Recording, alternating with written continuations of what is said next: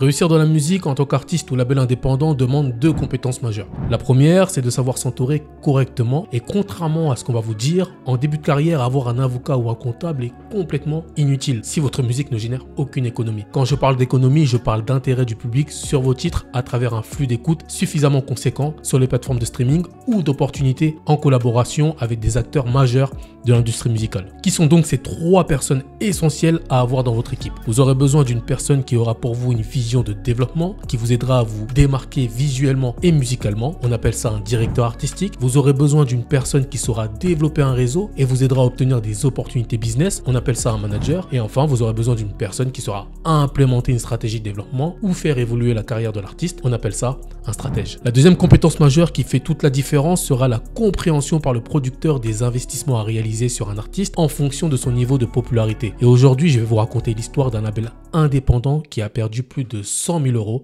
dans la musique en faisant de très mauvais investissements.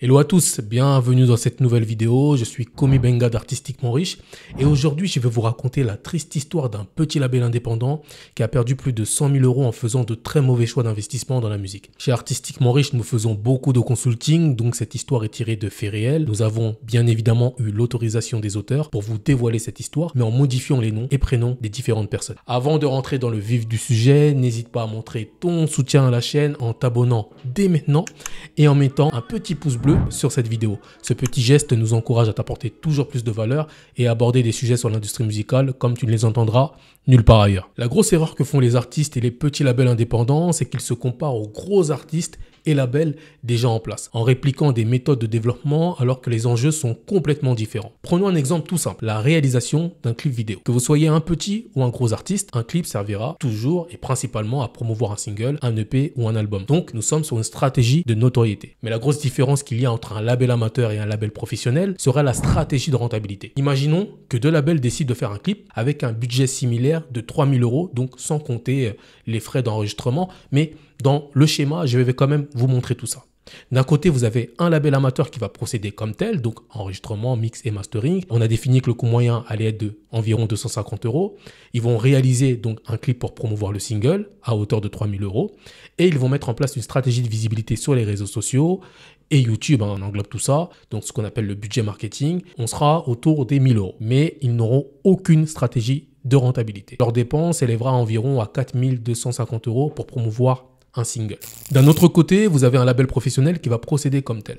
Pareillement, ils vont enregistrer un single en studio, donc enregistrement, mix et mastering. Le coût moyen est le même, 250 €. Ils vont réaliser le clip pour promouvoir le single, donc on a défini que le budget était de 3 000 €. Et ils vont mettre en place une stratégie de visibilité sur les différents réseaux sociaux. Mais là, le budget est beaucoup plus élevé, on sera à 3 250 €. Il est essentiel pour maximiser l'impact d'un projet d'investir dans votre marketing en mettant un budget équivalent au coût de la production. C'est pour ça que dans notre exemple, concernant le label professionnel, le budget marketing est similaire au coût de la production. C'est ce qu'on appelle le matching model et en français on dira plutôt le modèle d'appariement. Le but étant de maximiser l'impact et la portée d'un projet. Leur dépense s'élèvera à environ 6 500 € pour promouvoir un single. Le label professionnel va certes dépenser plus de budget, mais à long terme, va optimiser son investissement avec une stratégie de rentabilité viable. Tandis que le label amateur fera uniquement de la perte en misant énormément sur la production du projet et très peu sur le marketing avec aucune stratégie de rentabilité. Et je tiens à vous rappeler que le rôle du producteur est d'investir. Oui, mais aussi de rentabiliser son investissement.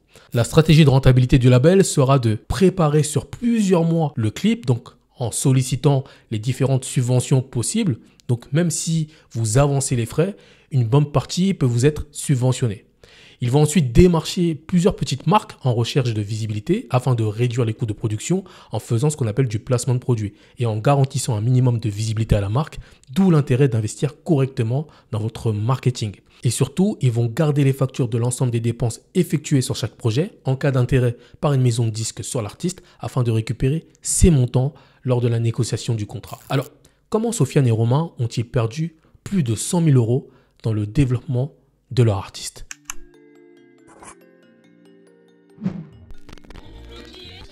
Sofiane et Romain sont deux producteurs qui ont décidé en 2018 de produire une chanteuse qu'on nommera Elena.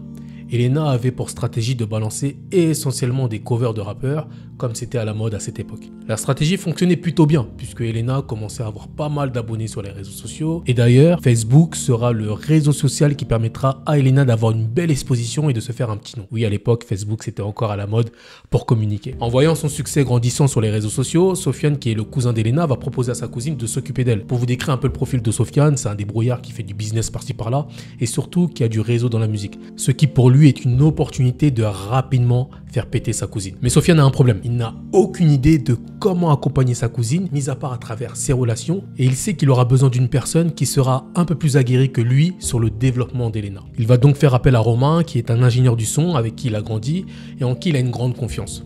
Romain est tellement certain du futur succès qu'aura Elena dans la musique qu'il propose à Sofiane de devenir son associé sur le projet, donc de produire avec lui. Ils vont décider ensemble d'ouvrir rapidement un studio qui servira de bureau pour les rendez-vous et permettra à Elena d'enregistrer quand elle le souhaite. Ils vont louer un local pour 2 000 € hors taxe environ par mois, faire des travaux à hauteur de 20 000 €, acheter du matériel de haute qualité pour le studio à hauteur d'environ 15 000 € et ce n'est que le début. 6 mois après que le studio soit finalisé, Elena va enregistrer son projet durant plusieurs semaines et la stratégie du label sera de produire un album 12 titres inspiré de tous les hits du moment.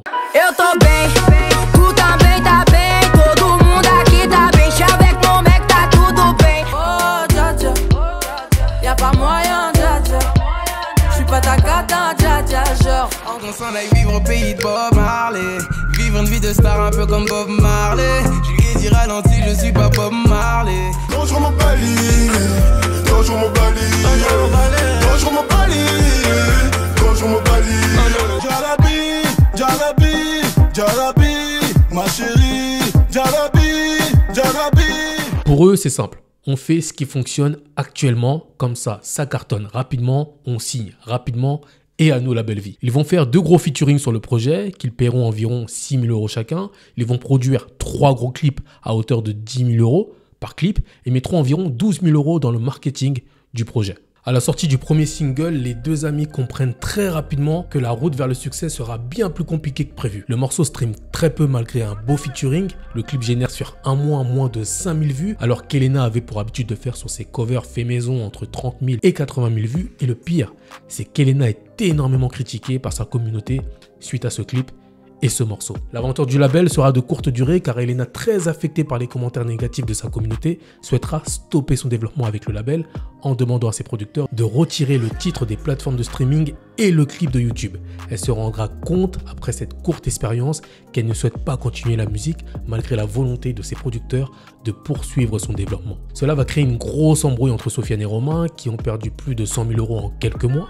Romain, qui a investi 30% de cette somme, réclame à Sofiane un remboursement de ses dépenses car pour lui, le fait qu'Elena stoppe son développement de façon anticipée mérite dédommagement. Et Sofiane explique qu'il ne peut pas être le seul à perdre dans l'histoire car lui-même subit la décision de sa cousine. Nous sommes ici dans un schéma familial où l'ensemble des acteurs de cette histoire se connaissent parfaitement. Mais la première erreur de Sofiane et Romain aurait été de rien contractualiser avec Elena, qui dans les faits a parfaitement le droit d'arrêter et de demander à ce que son image ne soit plus exploitée car aucun contrat officiel ne la lie au label.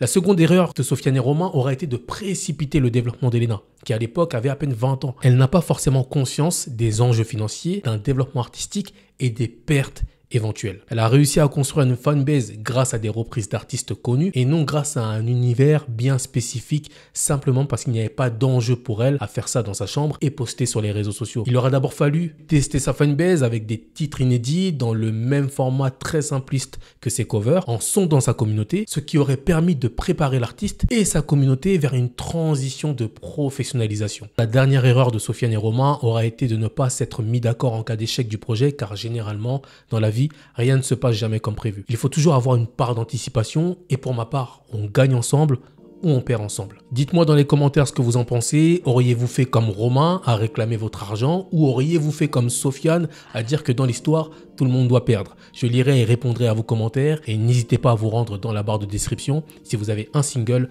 ou un projet à promouvoir. Je vous dis à très vite et n'oubliez jamais, apprendre c'est comprendre et comprendre c'est plier le game.